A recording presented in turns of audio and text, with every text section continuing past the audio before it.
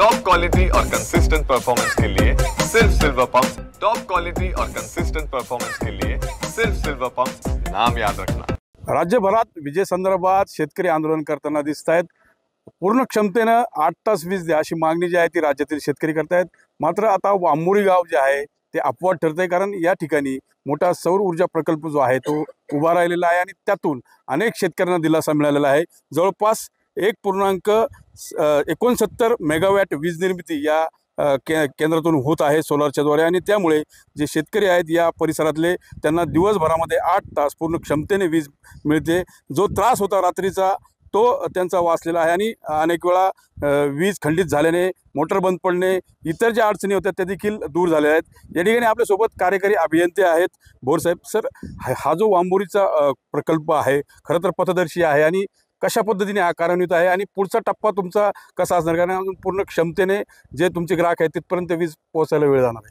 Sir, हा माननीय मुख्यमंत्री तथा ऊर्जा मंत्री साहेबांचा महत्त्वाकांक्षी प्रकल्प मुख्यमंत्री सौर योजना 2.0 मध्ये 1.69 मेगावॅटचा वीज प्रकल्प आपण येथे वांबोरी गावामध्ये 8.5 एकर ग्रामपंचायतने जमीन उपलब्ध करून दिली, यावर उभारला आहे। यामधून आपण सुमारे 765 शेतकऱ्यांना दिवसा वीज उपलब्ध करून देऊ शकलेलो आहोत। आणि जे आपले उर्वरित प्रोजेक्ट आहे त्याच्यासाठी वांबोरी ग्रामपंचायतने साधारणतः 20 एकर अजून दुसऱ्या ठिकाणी जागा उपलब्ध करून दिली आहे। गुंजाळे गावाने 35 एकर जागा उपलब्ध करून दिली आहे आणि त्या दोन्ही जागा आपल्याकडे हस्तांतरित झालेल्या आहेत। आता फक्त कातड गावाने जी 21 एकर जागा आहे ती लवकरच या आठवड्यात किंवा 15 दिवसामध्ये आपल्याकडे हस्तांतरित होईल आणि आपल्या उपकेंद्राची जी क्षमता आहे 15 MVA ची, ती साधारणतः हा 1.69चा आणि त्या बाकीचे 3 प्रोजेक्ट मिळून साधारणतः 13 मेगावॅटचा जो प्रकल्प, म्हणजे टोटल 15 मेगावॅट आपण पूर्ण क्षमतेने इथे वीज उत्पन्न करू शकू। आणि या वांबोरी उपकेंद्रामधून जे शेतकरी ज्यांना लाईट उपलब्ध केली जाते ती संपूर्णतः दिवसा उपलब्ध होईल यासाठी आपण प्रयत्न करत आहोत। एकंदरीत आपण जर बघितलं तर इच्छाशक्ती जी आहे ती सर्वात महत्त्वाची आहे आणि आपल्यासोबत सुभाष पाटील आहे। खरं तर गावानं जागा देण्याचं ठरवलं आणि त्यानंतर हा प्रकल्प जो आहे आज पूर्णत्वास येत आहे। कुठंतरी ग्रामस्थांची देखील यामध्ये मोठा सहभाग जो आहे तो दिसून येतो। कसं पाहताय, कारण गावोगावी असे सौर ऊर्जा प्रकल्प उभे राहायला हवे? कुठलाही प्रकल्प उभा राहायचा म्हटला की पहिली जागेची अडचण येते। उद्योगधंदे तर आपल्याला पाहिजेतच, पण त्यासाठी जमीन महत्त्वाची आहे। इथं आता ही जमीन जर दिली नसती तर हे झालंच नसतं, परंतु त्यावेळेला दिलीपजी गांधींच्या सांगण्यावरून आम्ही ही जमीन उपलब्ध करून दिली। त्याच्यामुळं हा प्रोजेक्ट या ठिकाणी उभा राहिला आणि याचा फायदा निश्चितपणानं गावाला होईल भविष्य काळामध्ये। मला तर आता अधिकारी सांगतायत की 1 वर्षामध्ये आपण सगळं गाव, म्हणजे हे सबस्टेशन वांबोरीचं 15 MVAचं हे सगळं सौर ऊर्जेवर होणार आहे।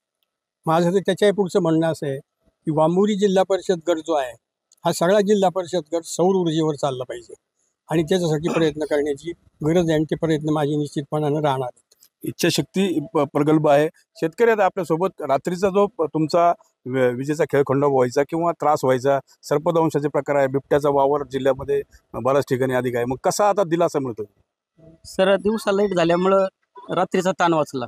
रात्री मळ्यात गेलो, दिवसभर काम करायचं शेतीत, संध्याकाळी मळ्यात गेलो का आपण क्लिअर घरी येऊ का नाही याची गॅरंटी नव्हती। मग आज दिवसा लाईट असल्यामुळं आमचे जनावरांचे उद्योग आणि शेतीला पाणी हे दोन्ही आम्हाला एक टाइम पाहता येते।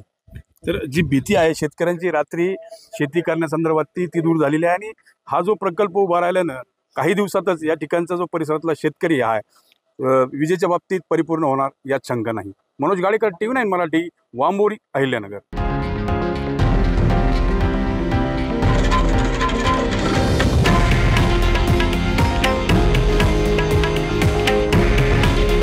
हे आहे देशातील नंबर 1 न्यूज नेटवर्क आणि आपण पाहत आहात TV9 मराठी। काळजी तुमची, हित महाराष्ट्राचं।